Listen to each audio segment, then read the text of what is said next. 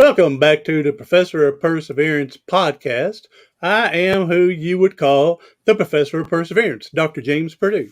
Hey, thank y'all for being here. Thank you for coming in. Hey, this show couldn't last or be without you. And I want to personally thank each and every one that comes in and listens, whether it's live, whether you're coming in on a replay, wherever you come back on multiple replays, and sharing it out to your friends or people you know that could use this assistance.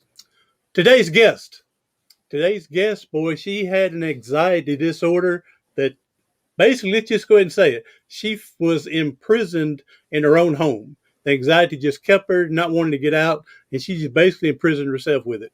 And another thing, boy, this would be tough if this really would happen, but she said had an accident that nearly killed someone. Boy, that would be tough because I actually know someone and they did accidentally kill someone. I mean, they were found guilty of anything. It was an accident, but man, I don't know how I'd get through with that one. And divorce. I mean, divorce is hard. You don't have to go anywhere to know that. But our guest today is Erin McCullough, and she helps people create impenetrable. I know I didn't say that exactly right. Impenetrable joy, so they can be calm, have peace of mind, meaning in their life. Erin, welcome to the Professor of Perseverance podcast. Thank you so much for having me. I'm thrilled to be here. We're thrilled to have you here. Hey, we already have Nancy here. She says she has made it. She's here, ready to get fired up, get educated, get inspired, get motivated, learn to get joy in her life. So, Erin, again, how are you doing today? I'm wonderful. How are you? I hope that we're doing what we can. Like I said a minute ago, I'm doing all right for the next day or two, and I'll reevaluate after that. So, getting all ready for the 4th of July and everything like that. So I hope y'all having good weather and going to be able to celebrate it as well. Yeah, we're having good weather. We had a lot of dry, like super hot heat, so they banned fireworks, but we'll still make it good. We'll make it good. Just get online and watch everybody else's fireworks. Right. Then you don't have to worry about burning your house down or anything like that. That's right. Starting forest fires. That's right. Yeah, in your area where you're living, yeah, you already have enough trouble with fires this time of the year. You don't need any help with the 4th of July, that's for sure. Definitely not. So, all right, Erin, let's go and get to your story about this anxiety disorder. And I know you said it held you up pretty much for a year at your home. I just want to substitute it, basically imprisoned yourself, with this anxiety disorder to stay at home. And so if you want to go ahead to, and then briefly with the near to killing one, and of course we all know how divorce is. It goes as well or as bad as people dictate. That's right. So it all started for me in, of all places, a couples counseling session. I was with a boyfriend of mine at the time, and we had decided we wanted to get some professional help. And in that first meeting with the counselor, I had a panic attack, and I'd never had one before, so I didn't know what it was. And the counselor explained what it was and asked if I wanted to do some individual counseling. And through that individual counseling is how I created my anxiety disorder. And I say I created it because I understand now that how powerful we are and how powerful the mind is and how we can create these things, without, there's no blame or fault here, just I didn't know. And so what happened was I had that first panic attack, and then I started having them more often, all the time. And you can imagine when you start to have panic attacks and you're doing the regular things you do in your life, you start to go, maybe I can't do this thing anymore. Maybe I can't run anymore. Maybe I can't work anymore. And so it just was like that. It was slowly like, I guess I can't do this thing anymore. Now I can't do this other thing anymore. So I say that because these things happen gradually. It's not like all of a sudden I was like, no, I can't go out of the house. It was like little by little, I narrowed my life. And I recognize now that how the anxiety disorder was created was through telling traumatic stories about my life over and over again. And it became very Pavlovian, the counseling sessions, because it was like, I knew what I was to expect. And so every time I would get to the office, I would immediately start crying. And so it was like the cycle of things. I'm going to talk about the story again. And it's so awful. And so about 8 or 9 months into that whole thing, my counselor referred me to a homeopathic psychiatrist who interviewed me for 3 hours, gave me a remedy, asked me to wait 20 minutes and leave.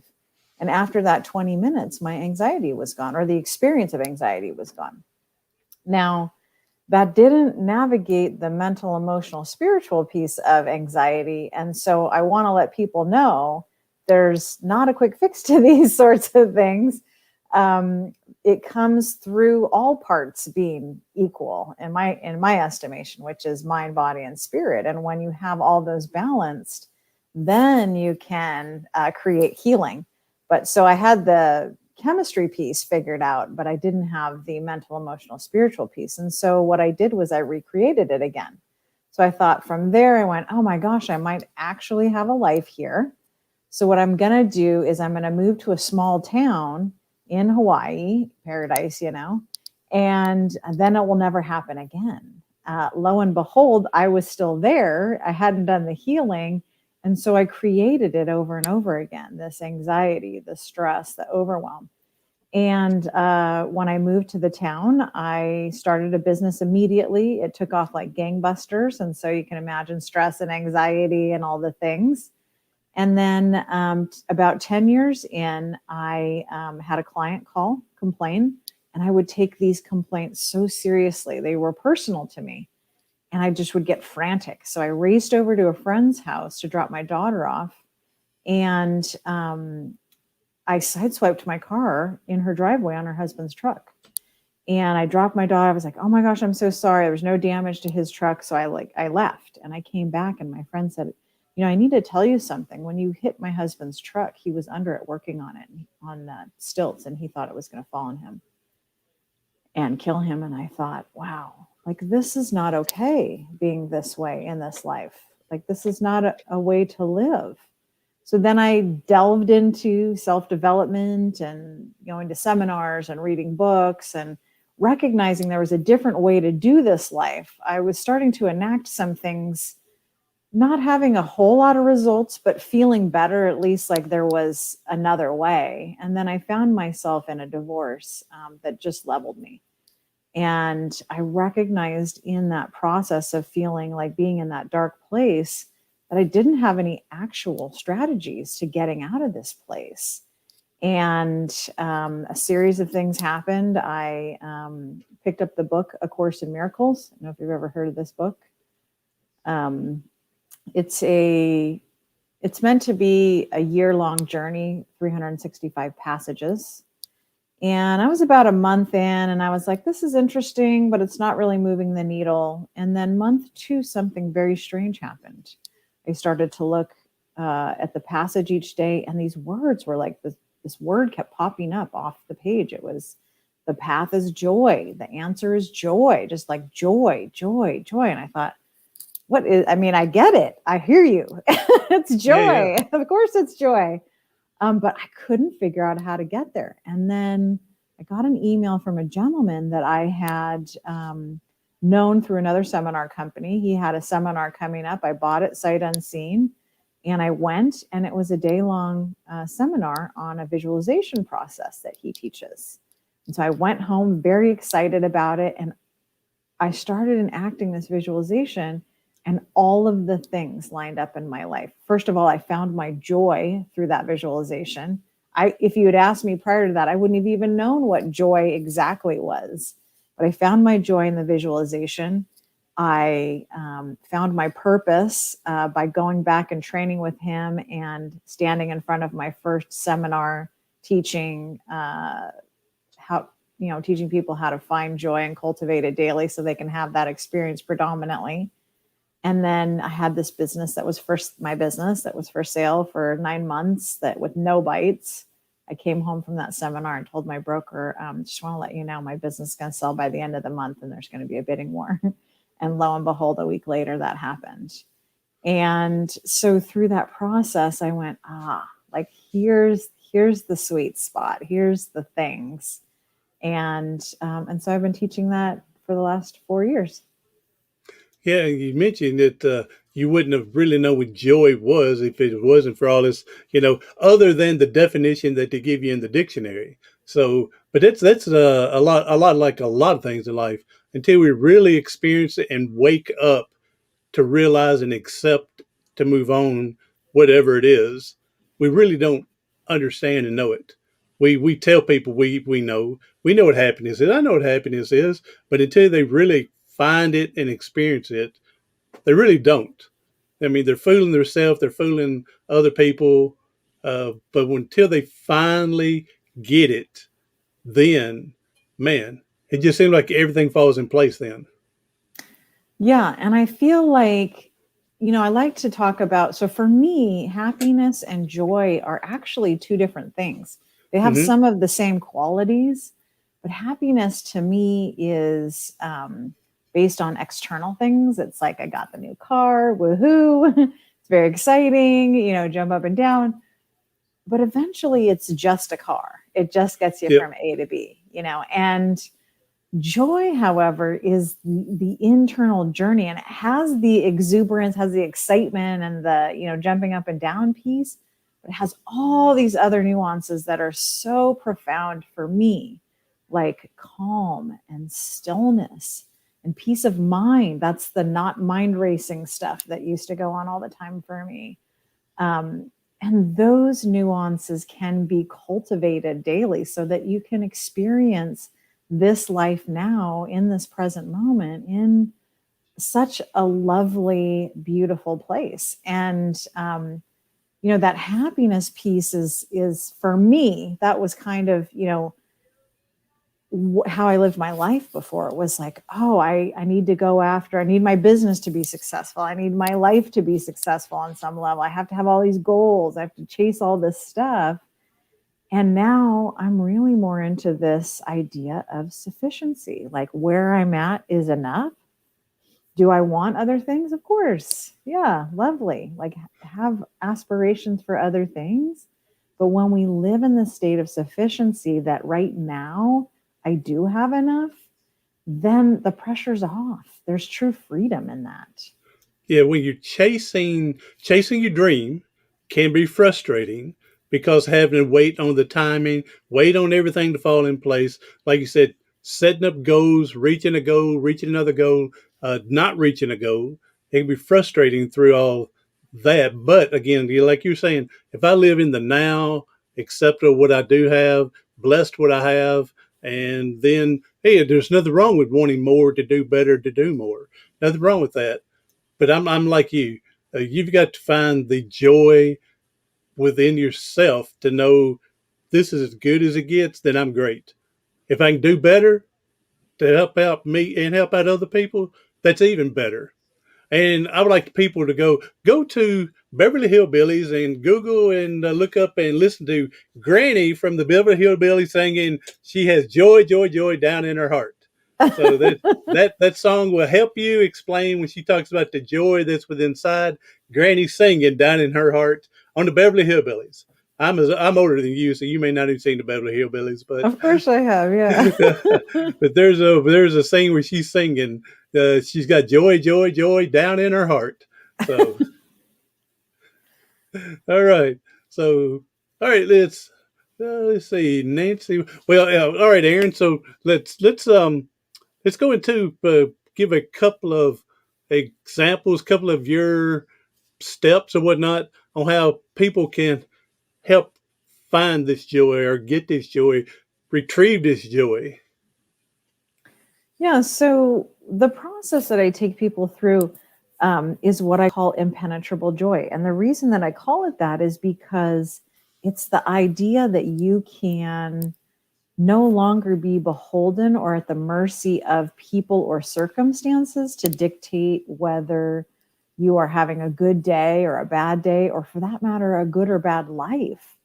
And, often, or at least for myself, and I feel like there's a lot of people maybe out there that have that same experience, that I thought I was, every experience. I thought I was, I had this experience that I was, on this roller coaster ride of events. I was like, oh, this person just came in and there's some sort of crisis. So now I've got to fix that. And, it was just this, always in reaction to people and circumstances not showing up how I wanted them to, or, being in some sort of crisis. And, when you're running a business with lots of people involved and all of that, you have that experience all the time. And it wasn't until I read this book called A New Earth that I recognized that we aren't our thoughts and we're not our emotions.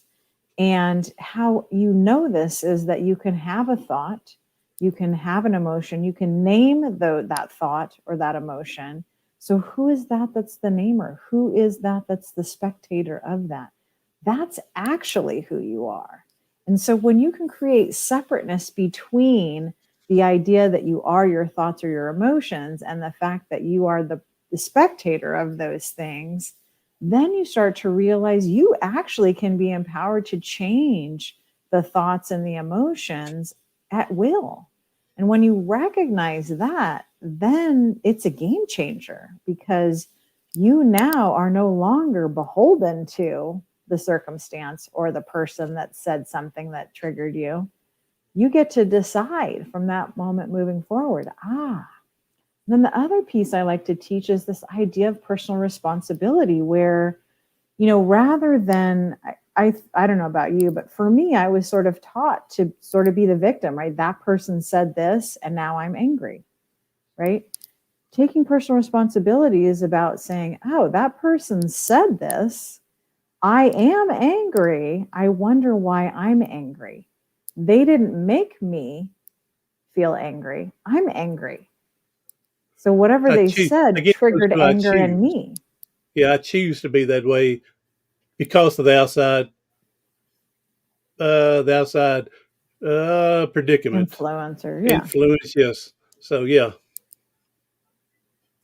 Yeah, so it's the recognizing that you get to decide how you're going to respond versus react to everybody and everything. Like, you get to keep going in. Like, the journey is in. All this stuff out here is not real, really. It's it's all neutral. We decide all the things about it, right? We decide whether, people or situations are good or bad, right or wrong. Like, that's us. The situations themselves are just neutral. We're the ones that are making up the story about it being right or wrong or good or bad. And so, it's amazing that we are the captains of our own ship of life, the master of plan, but yet we allow other people to destroy us because we worry too much what other people think, too much what they're going to say. Get out of their business. Forget them. I mean, if they're talking bad about you, you don't need to be around them in the first place. And I don't know who said this, but it's exactly right. I don't care how good you are. I don't care how much you help people. I don't care all the joy and everything you're trying to spread in life.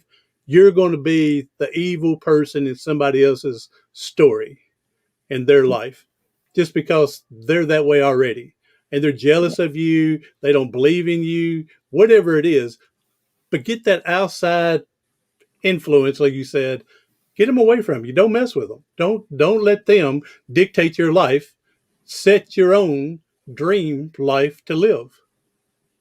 yeah. And this comes from, it starts at a young age where we are looking for validation externally, right? So, good job, honey, great goal, great, congratulations, you graduated, all the things, good job on that A or whatever the thing is, versus, and this was a game changer for me. I learned this from, I was uh, watching a parenting webinar, and she said, if you want to create self-esteem for your kids, rather than telling them good job or, nice job on that thing or whatever, what you want to say is, how do you feel about that goal that you just made, or that A that you just brought home, or the, certificate The that you just outcome. got?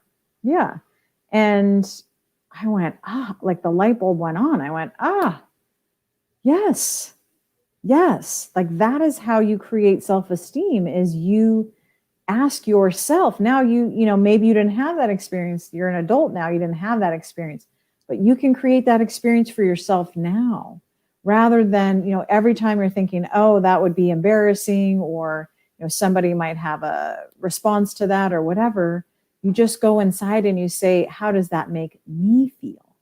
And when we keep going towards the things that make us feel good, then we don't worry about what's going on for other people outside of ourselves. It's not of interest anymore. Like, we're so focused on ourselves that it doesn't matter what's happening for other people.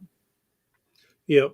And I'm all for, again, I'm not saying kick people out of your life forever. I mean, I've known this one boy for 40 years, but there's things that I don't want to hear. I don't want you negative. I don't want you, keep that to yourself. And when he starts, hey, dude, have a good day. And then I'll leave him alone for a month.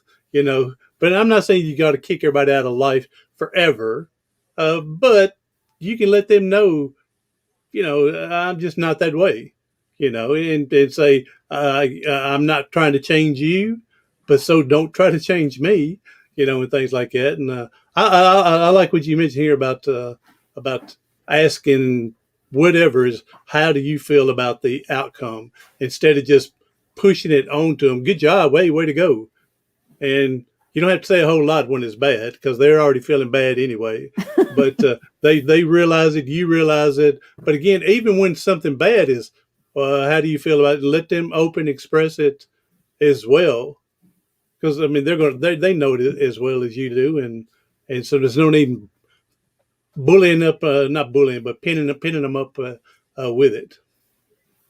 Yeah, I mean, I think that we certainly do get enough negative influence in our lives. But I think that we can shape. So, we all know that there is, nonverbal communication that goes on between humans. And, when you do exercises like, with your friend and they talk about negative things or whatever, versus, cutting them out of your life, one of the techniques that I teach people is, when they say the negative thing, then you say something positive. And what happens subconsciously for that person is, their subconscious says, oh, that person doesn't want to talk about those things anymore. So then they stop talking about those things. So rather That's than, good. That's a good point. That's good. yeah. So I like that. I use the average Joe. It's like, oh, hi, honey, I'm home, from work. How was your day? Normally we talk about all the things that aren't working out, right? Oh, I sat in traffic, and then this Oh yeah. coworker and that and this, right? And so what I tell my clients to do, if you want to reshape those conversations, is you listen to that and then you change the subject. And they may go back to it and then you change the subject. And then their subconscious, totally unawares, will stop talking about those things, because you're shaping their behavior by saying, oh, we don't want to talk about those things anymore. So Because they're the going to talk thing, about the positive, or they're not going to talk at all, right? right. So it's, you don't ever, because the other thing that we like to do is, somebody comes in, oh, my day, traffic and blah, blah, blah. And it's like, oh yeah, me too. Oh yeah, me too. And so that just fuels the fire. When we stop talking, let them finish, and then reshape the conversation, it becomes a different conversation. The other thing I like to say about that is, we've been taught, the same thing too, which is, talk about the things that aren't working out. But when we focus on all the things that are working out, which are like thousands and thousands, millions even, of things that are working out, versus the maybe handful of things that are not working out, it reshapes how we see this world too. And that's a practice. It doesn't feel all that great at first. It feels very awkward and weird, because we're used to complaining about stuff. When we stop complaining and start looking at, I mean, I call it radical gratitude. You get up in the morning and it's like, thank you for this bed. Thank you for the pillow. Thank you for the covers. Thank you for running water and this lovely coffee I'm about to drink. All the things that we take for granted, which would suck if we didn't have them, you know? Like it would suck if we didn't have running water. It would be awful if we didn't have heat or air conditioning or, you know, covers to make ourselves warm or just a shelter over our head. It would be awful if we didn't have those things. So how come we don't like build those parts up and go, wow, look how abundant I am that I have all these things in my life on a regular basis. And even if you are homeless, like I've met plenty of homeless people that are grateful for what they have. Thank you for that dollar you just gave me. I'm going to go buy something to eat. I'm going to, you know, go buy some newspapers that I could sell to even get more food to eat. I mean, you know, there is always something that we can thank you for that tree. Thank you for this beautiful nature. You know, thank you for the people that love me. There's just so much to be grateful for. And we're concentrating on these like 5 things that aren't working out. It's nonsensical, but it's how we're taught to think. That goes back to what you're just saying. I met a man, and I call him my mentor. Again, I tell people he doesn't know he's my mentor, but his name is W. Mitchell. I mentioned him multiple times, but in the late '60s, he was riding a motorcycle, got hit by a vehicle. His motorcycle caught on fire. He got 60% of his body burnt, face, Yeah. lost his fingers, thumb, just had mittens basically, palms, Mm. 60% of his body. But after all the skin grafts, 4 or 5 years later, he's learning to fly them little planes, and he comes in and lands. And when he landed, the plane kind of bounced, and the other people got out of the plane, no deal, big deal, or anything, just got on out. He went to get out, and when it bounced, it broke his back. All right. So now, not only did he become paralyzed after being 60% burnt, his motto, his theme in life, his biggest quote that I tell people, he says, I used to be able to do 10,000 things, but now I can only do 9,000. I don't focus on the 1,000 I can't do, focus on the 9,000 I can do. And like you said, we want to complain about what we don't have. And I tell people, uh, I try not to complain anymore because nobody wants to listen to it anymore, and which is good for me. That makes me stay focused on the positive, and like that. But yeah, like you're just saying, why aren't we grateful for what we have? I've been blessed enough to go over to Africa, Comoro Islands, and seen how people are living without running water and stuff like that. I believe we ought to take a 2 week to a month trip to a third world country and live there, and then come back and feel how blessed and grateful you really are. Yeah, I agree. I mean, we're so much more alike than we're different. I feel like we spend a lot of time, you know, making these differences. And I want to say, you know, when it comes down to it, every human through all the travels that I've done, every human that I've met really wants the same thing, to love and be loved. And that's it. I mean, Yes. ultimately, when you distill it down, it is like, I want to love people in a meaningful way, and I want to be loved in a meaningful way. Nancy's bringing up here joy of Jesus. Nice. Joy of Jesus. All right. And Chelsea's mentioned this, and this is a good question. She didn't actually put it as a question, but I'm going to. How much quiet time or meditation or praying do you think someone ought to have, or should they have, to help them slow their brain down and think and get out of the now, what's happening, what's going on? I mean, do you think they should not? Absolutely. I think that everyone should start their day with a practice. My practice looks like a meditation visualization.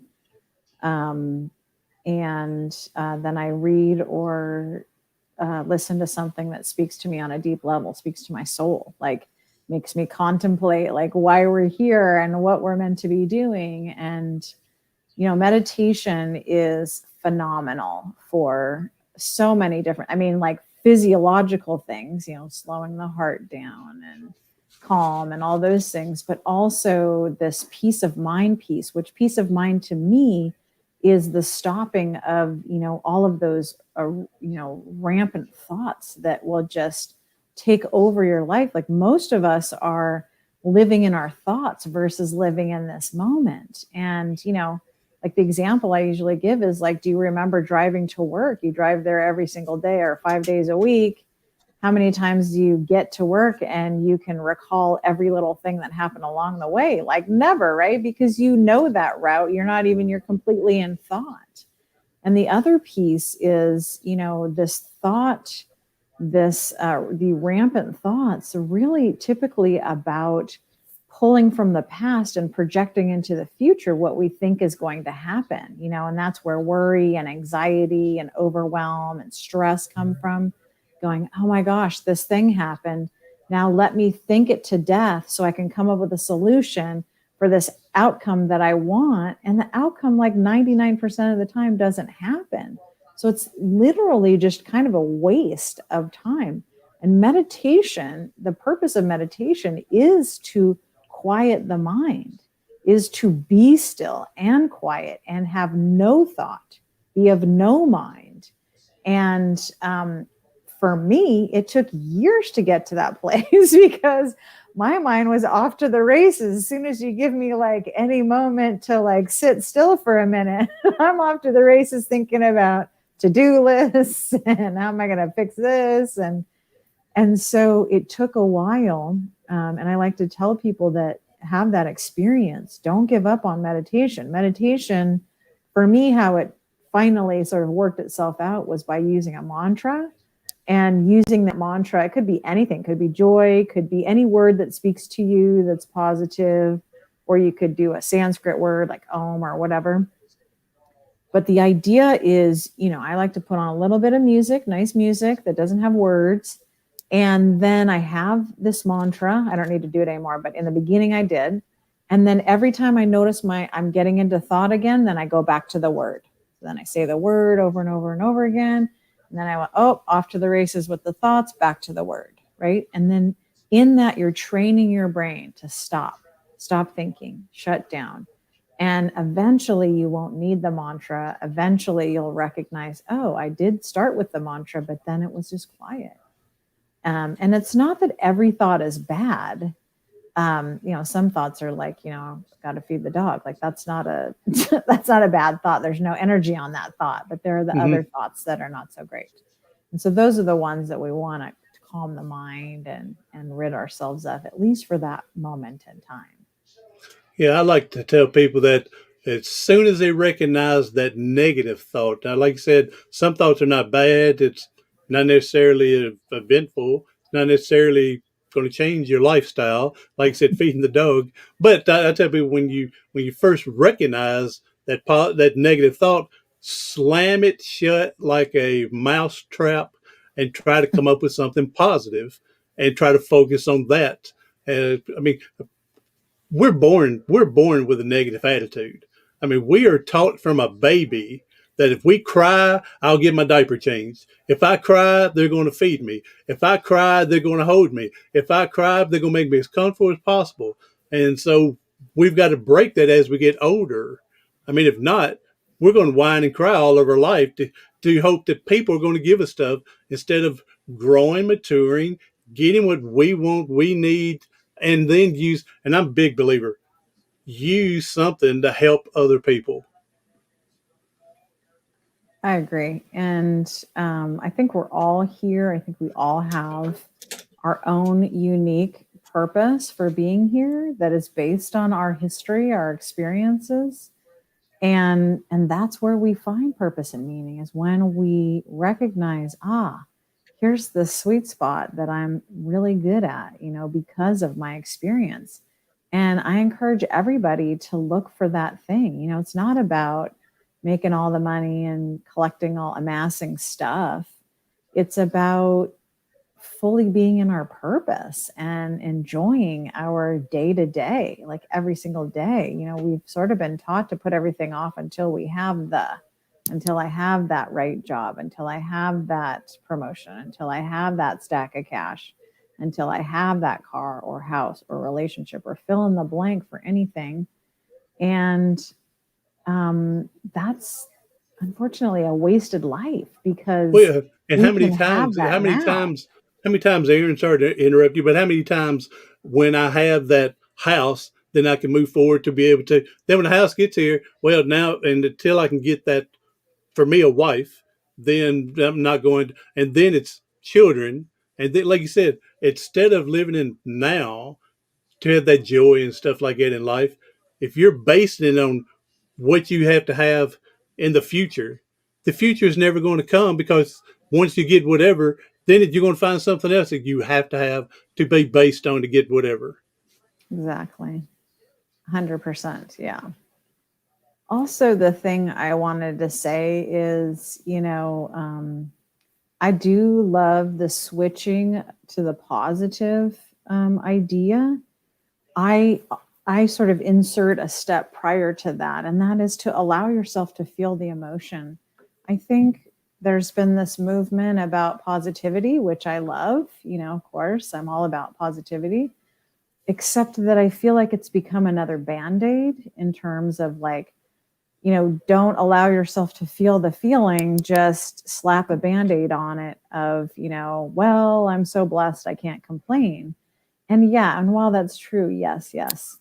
But the thing is, I think from a young age, we've been taught not to feel our emotions on a deeper level. Not the crying when you're little and you need your diaper changed, but it's when you get older and you're running and you skin your knee and it's like, it's okay, honey, don't cry. Like we have this suppression of emotions that happens from a very young age. And in my estimation, the only way to heal these wounds and to heal and grow as a human is to experience these emotions. And we've tamped them down for a very long time. And in that tamping down, then we can't fully express ourselves as humans. And so for me, that process of healing is definitely about, awareness, which usually comes in the form of crisis. And then there's emotional awareness, which is like, oh, I'm angry right now, or I'm sad, or I'm stressed out. And recognizing these patterns of behavior that we have and feeling the emotion, like seeing where it lives in your body, understanding what triggers the emotion, like what were the thoughts before it? What are the thoughts once I have the experience? Becoming that detective of your life, and then going, I can enact some sort of strategy now so I don't have to go down that rabbit hole every single time. I can feel the emotions and then be done with it, instead of tamping it down, putting a band-aid on it and trying to move on. The obvious things are like drugs and alcohol that we use to like not feel the things. But there's so many, like we literally are constantly trying not to feel our emotions through all, gambling, sex, social media, helicopter parenting, putting everybody before ourselves, workaholism, constantly working or not being able to sit still, being so super busy that we don't even schedule in stillness or, time for yourself or even your family. And, all these things that we just have to do, those are those things that we're band-aiding up all these emotions. And I say, feel all those emotions and then move on. I mean, don't wallow in them. I'm not saying that at No, all. no, no, no. I understand, and as you're saying that, I mean, it's great sense to me, but it makes me think, makes me just wondering what you're saying. I mean, about recognizing and feeling the emotions. If that may be some of the problem today, where people are bottling up that emotions and everything, and then finally they're so full, the cork is busting out of the champagne bottle, and then they're boom, they're so mad at everybody and whatever else because they bottled it up without recognizing and feeling. Like you said, I wonder if that's playing a part in life like that. I wonder. Oh I my mean, because gosh, it absolutely is. when I was younger, you talk about falling down. Yeah, we'd fall down, do something. They say, "I'll just rub some dirt on it, get out there and go play some more." And Right. so. But as you're saying that, recognize and feel the emotion, that makes a lot of sense. And I'm just wondering if people are bottling it up nowadays so much until again the cork just bust out of the bottle and they're spraying the champagne all over the place because not understanding what's going on and not using it properly, the emotions properly. That's exactly what's going on. Yeah, I mean, just look at, I don't know about where you're at, but in traffic here, people are flipping their lid all over the place, honking and cussing and flipping people off. And I mean, it's one thing to use your horn to say, excuse me, please don't hit me. But to lay on your horn, that's somebody who has latent anger because they haven't been able to express their emotions. And this is where compassion comes in. It's like, okay, I haven't been compassionate enough with myself to allow myself to feel all the emotions, and the same for everybody else. And so, in traffic, like just in regular driving around town, it's like crazy the amount of anger you see over all the things, and it's like, oh, wow, that's just under the surface because it's just the last thing. You know what I mean? Like, and it's acceptable. It's acceptable to lay on your horn and cuss somebody out and give them a dirty look, do all the things. And it's just another sign that we're not allowing ourselves the compassion to feel the feelings of the actual thing, right? It's not about it's not about the guy who's stuck in the middle of the intersection when the light turns red and screwing it up for everybody else. It's not about that. That's just a representation of something deeper. There's some deeper anger. There's some unexpressed anger that is being triggered by that Well, experience. And that's finally their release point. yeah, it's the It's a buildup final. of everything from whatever, like you just said, and they finally hit that release point, and it's over with. So Well, and it's an acceptable way to express yourself in our society, unfortunately, today, versus like in the boardroom. You can't flip your lid in the boardroom because that would be unprofessional. And so you bottle it up there and then you get in the car and then flip everybody off on the way home.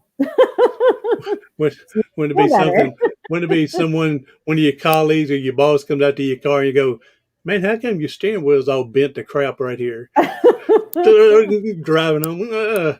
So Erin, again, hey, thank you for coming on. We're going to cut this here, but you've given some valuable information about, again, recognizing and feeling your emotions, and I'm really big, thinking of that, and talking about the meditation. Let me go back to this meditation for a minute. How would one get started? Say 2 minutes at a time, build up to 5 minutes. I mean, I know you're not going to say, "Oh, just jump in there and go for the first hour and see what Yeah, you get no, out of it." Yeah. no, So definitely not. how would you help someone if they wanted to start a program like that?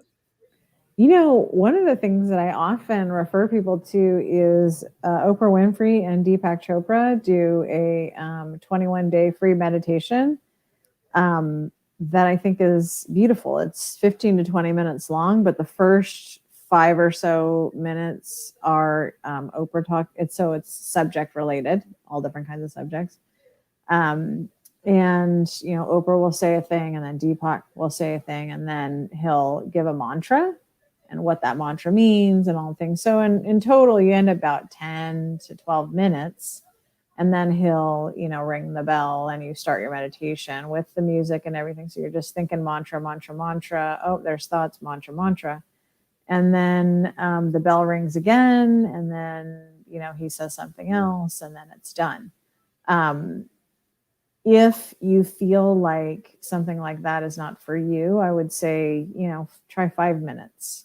5 minutes is a long time to not be in thought, especially for somebody who's not used to not thinking, which is everybody. Yes. So, what I just want to affirm is it is challenging at first, and it will be just mantra, mantra, thought, mantra, and it'll get better. It's just like going to the gym. Can't, lift one weight and be buff all of a sudden. So you you do it enough so that you create a practice out of it. It's going to take more than 3 days to get this pattern down, this behavioral down. So, what do they say? What 17 or 21 days can change Yeah. behavior? So 21 days. maybe Yeah. longer than 21 days. And so, give it a shot. See what happens. The worst thing that happen is it doesn't work. But give it a shot. You won't know until you try it. So you got Nancy on board with you. She's agreeing about people with their emotions and everything like that, and not shouting correctly, and from there. So, all right, Erin, thank you for being here. Hey, go ahead and tell everybody how we can get a hold of you in case someone would like to book you, find you, get part of your course, part of your clientele.